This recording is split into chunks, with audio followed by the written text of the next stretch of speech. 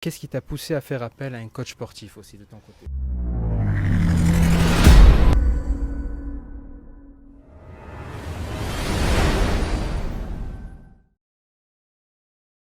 Alors, peux-tu te présenter brièvement? Je m'appelle Christophe Desmarais, j'ai 53 ans, je suis papa de 3 enfants et c'est le plus gros de mon métier. Et voilà, et après je fais depuis assez longtemps du sport, mais plus le temps avance, plus il faut s'occuper de son corps. Donc voilà, donc je continue et de plus en plus pour garder cette pêche. C'est excellent en tout cas. Ce que j'entends, c'est une personne qui est très motivée, qui a une vie de famille très, très prenante dans son quotidien, pas mal occupée par le travail et qui est motivée, je le sens, ça se sent à travers nos séances qu'on a effectuées ensemble. Qu'est-ce qui t'a poussé à faire appel à un coach sportif aussi de ton côté? Le coach sportif, c'est pour moi la création d'une obligation. C'est-à-dire qu'on a un rendez-vous hebdomadaire, bi-hebdomadaire, enfin en fonction de son rythme. Et si on ne veut pas le faire, il faut qu'on appelle. Et puis moi j'ai été à une école où mon coach sportif m'a dit voilà, tu as le droit, on a tous des obligations, tu peux m'annuler une séance, tu peux m'annuler 2 séances, la troisième je ne viendrai plus.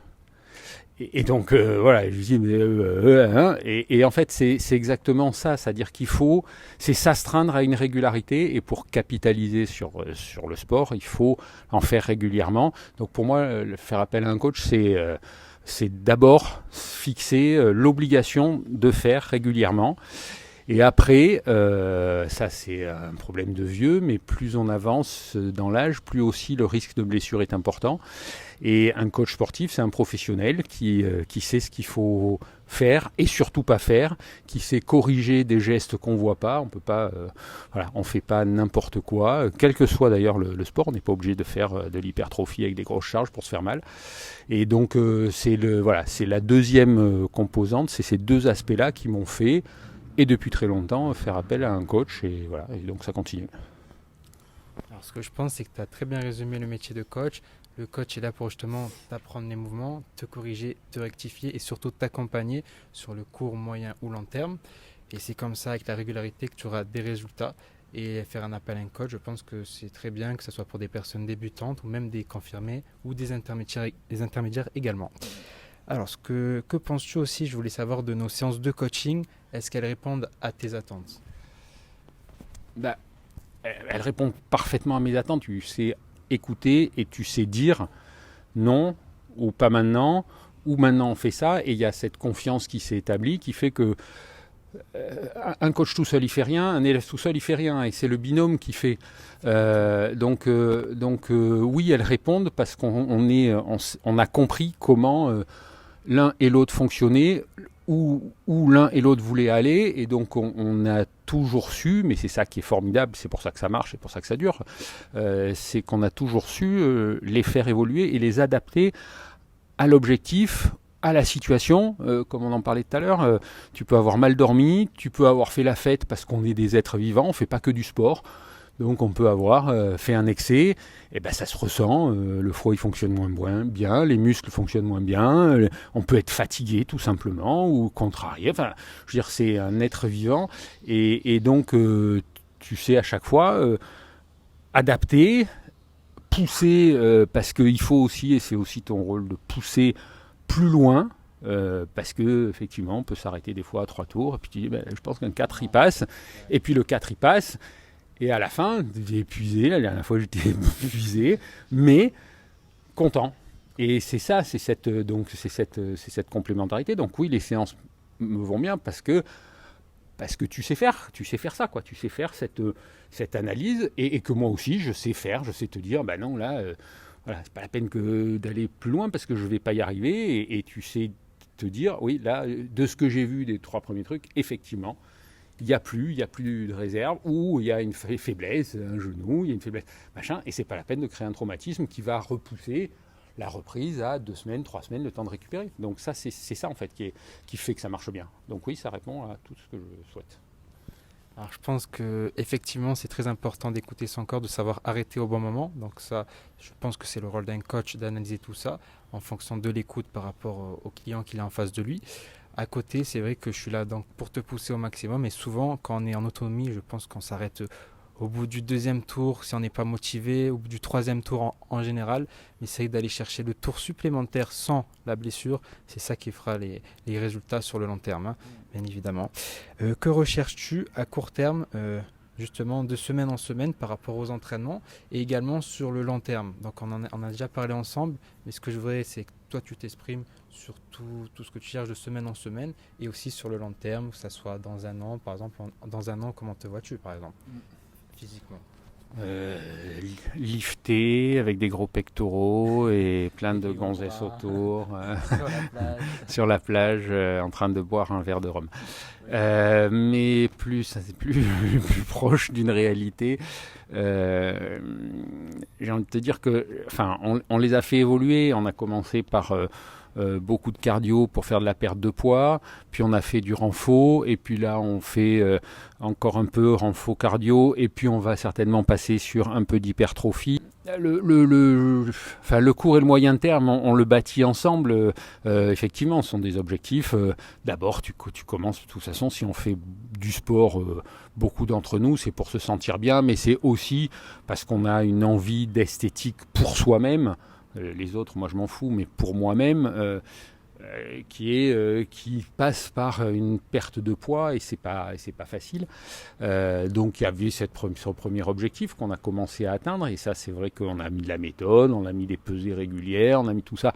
Donc ça a fonctionné. Donc après, dans un an, j'ai envie de dire pas blessé et à continuer à être en forme. Et les objectifs, c'est compliqué de se fixer parce qu'un an, on sait pas ce qui se passe.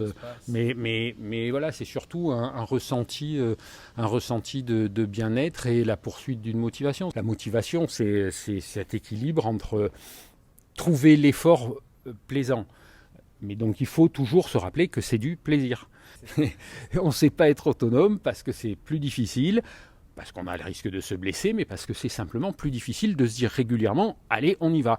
Alors après, il peut y avoir des outils de motivation, de faire des trucs en groupe. Si on le fait avec 2 ou 3 copains. Je pense que tes réponses sont très claires, très constructives. Je voulais savoir aussi, parce que j'ai remarqué que tu avais une force de caractère, et quels sont tes points forts dans ta vie du quotidien et dans le sport aussi? De toute façon, le sport, c'est la vie du quotidien, quoi. Et il faut que ça soit ça. C'est-à-dire qu'on peut pas se transformer parce qu'on met un short et un t-shirt, quoi. Donc oui, c'est vrai que j'ai une force de caractère dans ma vie du quotidien aussi. Après, c'est plus perso, mais ouais, en fait, je crois que je suis très déterminé. C'est-à-dire, je conçois pas quand j'ai décidé quelque chose de pas le faire, quand je veux quelque chose de pas y arriver, et pour ça, je sais qu'il n'y a que en allant chercher les moyens que tu peux l'obtenir. Je ne m'assieds pas devant un truc en disant je vais attendre que les muscles arrivent. Je me dis si je veux des muscles, il faut aller les construire. C'est comme ça dans ma vie de tous les jours, c'est comme ça avec mes 3 enfants aussi. Des enfants, ils ne deviennent pas à un moment donné des enfants bien élevés, ils ne deviennent pas à un moment donné des enfants qui font des bonnes études, ils ne deviennent pas des sportifs ou des bons amis, ils ne deviennent pas tout ça comme ça. Il faut de l'action, il faut de la détermination, il faut pas lâcher, machin. Et donc ça, c'est vrai que c'est une composante qui rend effectivement un peu plus, pas facile, mais sans ça, c'est plus dur. Mais voilà, je vais y aller. Je vais faire la pompe d'après. Je vais faire le 5 secondes de plus. On en fait un petit. C'est comme ça. C'est parce que je veux pas lâcher l'objectif, qui n'est pas un objectif si déterminé que ça, qui devient finalement un mode de fonctionnement. C'est-à-dire que si tu peux faire plus, fais plus. De toute façon, tu récolteras quelque chose. Tu récoltes ce que tu sèmes. Eh oui. Ça, c'est sûr et certain. Alors, ce que je te propose, c'est de te poser également 2 autres questions pour finir cette interview. Si tu devais faire un petit bilan des résultats obtenus, justement, jusqu'à maintenant, par rapport à nos séances depuis la première séance jusqu'à aujourd'hui, quel petit bilan ferais-tu? Je crois qu'un bilan, c'est un actif, un passif. Et là, normalement, ça doit être équilibré, un bilan. Un bilan, tu dois avoir pareil à l'actif au passif. Sauf que là, on n'a que de l'actif, on n'a que des bonnes choses. Je pense que ce qu'on a vraiment su bien construire, c'est la confiance. Pour moi, c'est fondamental. Parce qu'il ne faut pas réfléchir quand tu fais un effort à est-ce que c'est le bon effort. Il ne faut pas réfléchir quand tu fais un échauffement à est-ce que il a pensé à tout ou est-ce que tu vois, il faut pas y avoir il ne doit pas y avoir de questionnement.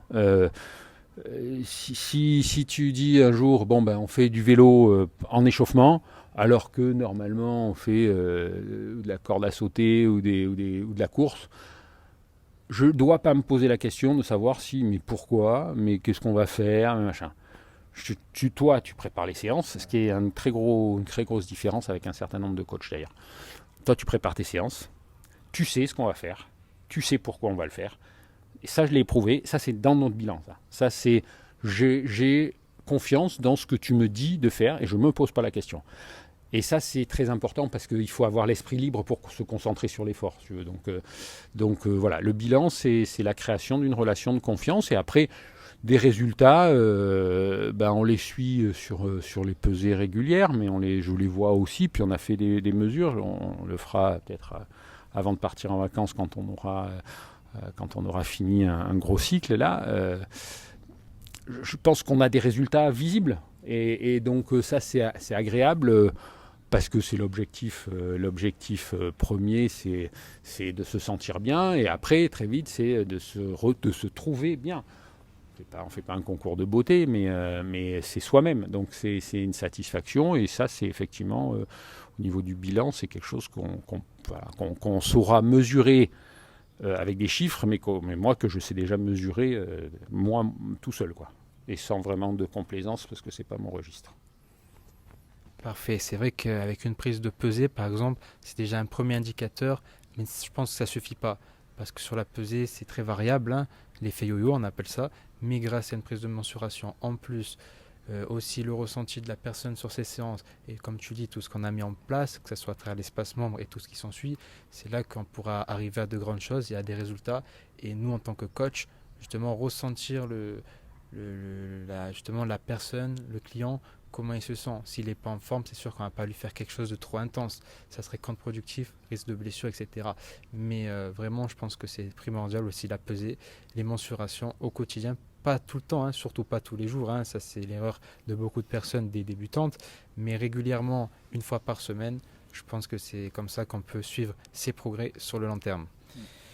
Pour finir cette interview, je voulais savoir aussi comment toi, tu te vois dans 5 ou 10 ans. Je sais que c'est une question qui est très dure, mais comment toi, tu aimerais te voir dans 5 ou 10 ans? Je sais qu'on n'a pas la réponse, hein, c'est l'avenir qui le dira, le futur. Mais de ton côté, toi, comment aimerais-tu te voir ou comment te vois-tu dans 5 ou 10 ans? Je me vois pas très différent de finalement ce que je suis aujourd'hui. Je pense que voilà, 53 ans, t'es pas encore dans l'âge où tu perds des capacités. Et à un moment où on a physiologiquement, c'est parce que nos os, parce que notre métabolisme, on perd des capacités. Je sais que voilà, j'ai envie de faire des choses qui sont des efforts compliqués que je peux peut-être pas faire maintenant, mais je peux pas les faire parce que ma condition physique me le permet pas. Pas parce que mécaniquement, je ne peux pas les faire. Et il y a un âge où c'est peut-être plus compliqué. Donc 5 à 10 ans, je pense que je serai encore dans cette tranche où physiquement, tu n'as pas de problématiques, j'allais dire presque techniques, qui te freinent. Donc je voudrais que ça continue, voilà, sans trop me faire mal. Et en fait, c'est un peu ce que je prépare. C'est préparer maintenant le bien-être de demain. Quand j'aurai 70 ans, il y a forcément des choses que je pourrais moins bien faire. Des gestes, des efforts, parce que c'est comme ça. On ne peut pas être et avoir été. Mais je pense que si on prépare un peu en amont, on peut être mieux. Tu vois certains sportifs. La dernière fois, je voyais un mec qui a fait le marathon, il avait 100 ans. Celui qui fait du vélo, pareil. Donc voilà, il y a des choses qui sont possibles si tu les prépares, je pense que ce sont des gens qui n'ont jamais arrêté de faire du sport, jamais de leur vie. Et donc c'est ce que, voilà, si je dois me projeter, c'est me dire, je veux établir une routine et être dans un état physique qui me permette d'être bien le plus longtemps possible, 5 à 10 ans me paraissant être accessible, quoi. Alors, très bonne devise, et effectivement, j'ai pu remarquer, en m'occupant d'une personne de 78 ans, qu'elle pratiquait justement du sport pendant toute sa jeunesse, hein, pas à haute intensité, pas sportif de haut niveau, rien à voir, mais tout simplement une sportive qui s'occupait d'elle, qui prenait soin d'elle, à coup de 2 à 3 fois par semaine, hein, dans son temps. Beaucoup, hein. À l'époque, c'est ça. À l'époque, c'était beaucoup Davina et Caroline, c'est ça? Ouais. Oui, voilà, c'est ce qu'elle me disait. Et c'est... J'aimerais bien te voir en tutu. Non, non, c'est pas pour moi ça. Donc du coup, oui, effectivement. Donc à 78 ans, je suis bluffé par rapport à ce qu'elle peut faire pour son âge. Et je pense que même on peut le voir sur mes réseaux sociaux. Je sais pas si tu l'as déjà vu, mais je la poste régulièrement. Et c'est vrai que c'est étonnant pour son âge, une telle force de persévérance, de motivation. Et c'est ça que j'aime bien retrouver, que ce soit chez vous, chez toi, comme chez elle également.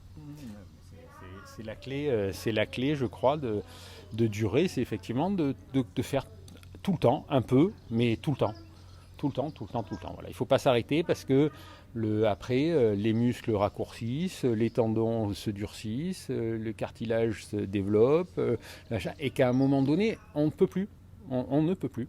C'est sûr. Voilà. Donc plus on retarde ce temps-là, voilà, plus on sera alerte et capable d'en faire. Et c'est important. Je veux dire, c'est important dans sa vie de tous les jours, quoi. Il y a des gens, à 60 ans, ils ont une canne, et à 65, ils ont un déambulateur. Après, la vie ne nous fait pas tous égaux non plus, donc faut profiter du fait qu'on ait ces capacités-là pour s'en servir, quoi. C'est vrai qu'il y a beaucoup de personnes sédentaires, que ce soit à 40 ans déjà, qui ont un boulot, qui sont productifs dans leur boulot, ils bougent, etc. Donc c'est déjà une bonne chose. Mais je pense qu'un peu de sport à côté, justement, ça les rendrait plus en forme. Ils seraient moins fatigués au travail et ils seraient beaucoup plus productifs même dans leur domaine, dans leur travail. Je sais pas ce que tu en penses. C'est sûr que le sport, c'est un équilibreur de personnalité. Ça génère des choses, hein, ça génère, on parlait de l'endorphine tout à l'heure, qui est quand même l'hormone du plaisir. Je veux dire, c'est une réalité, ça tu ne l'as que dans ces circonstances-là, et dans d'autres circonstances on n'évoquera pas. Quand tu pars dans la journée avec ça dans le sang, ta journée, le ciel il est plus bleu, les clients ils sont moins chiants, les partenaires ils sont plus proactifs, les employés ils sont formidables, tes collègues de boulot ils ont des bonnes idées. Enfin, je veux dire, il y a un truc. C'est pas l'idée, c'est pas de fumer un joint, mais c'est juste de dire oui, ça rend la vie plus belle. Et donc ça a des effets. Les enfants sont chouettes, les fleurs sont jolies, voilà, et tout qui va bien, le soleil brille, voilà, ça fait partie. Donc c'est pas pour, c'est simplement vraiment je pense un élément très important de la vie tout court, quoi. C'est vrai qu'on reflète, je pense, ce que l'on fait, ce que l'on est, à travers justement le sport. Je pense que ça apporte du punch. Et comme tu l'as dit, l'entourage ou les amis, la famille, au travail, etc., le ressentent ça. Et ce qui fait qu'on est moins fatigué et tout ce qui s'ensuit. Donc franchement, je pense que, comme tu le dis, faire une activité de temps en temps permet justement d'être en meilleure forme et d'avoir le punch. Et ça se ressent dans la vie du quotidien par rapport à soi ou par rapport envers les autres qui le ressentent. Voilà, je ne sais pas si je te laisse le mot de la fin, si tu veux dire quelques informations supplémentaires. Non, je vais te dire merci. parce que tu sais, voilà, moi ça fait longtemps que j'ai des coachs différents, ça a changé pour différentes raisons, mais c'est vrai que c'est très bien d'avoir quelqu'un.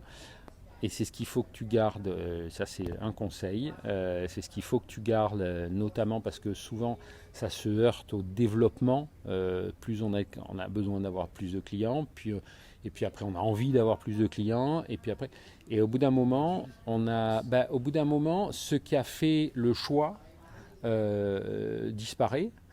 Moi, c'est vrai que tu as toute ma confiance et totale, et c'est lié à l'attention que tu peux porter à nos séances. Pas simplement quand on y est, mais je sais, je sens, je le vois, que tu y penses quand on n'est pas ensemble, que tu les prépares, que tu te poses la question de qu'est-ce qu'il faudrait faire à ce moment-là et pourquoi. Hein. Et ça, ça relève du professionnalisme et de la bienveillance, qui sont 2 qualités pour moi fondamentales. Donc voilà, donc j'ai envie de te dire merci, qu'on continue à me pousser, continue à avancer avec tout ce que tu développes. Je pense que c'est bien. Et ne lâche pas ce qui fait ta différence et ta qualité, c'est l'attention que tu portes à l'objectif de tes clients. Voilà, qui ont trouvé certainement, comme moi je l'ai trouvé, ça en toi, ce travail attentif, attentionné et voilà, et qui est productif en plus. Voilà, mon mot de la fin.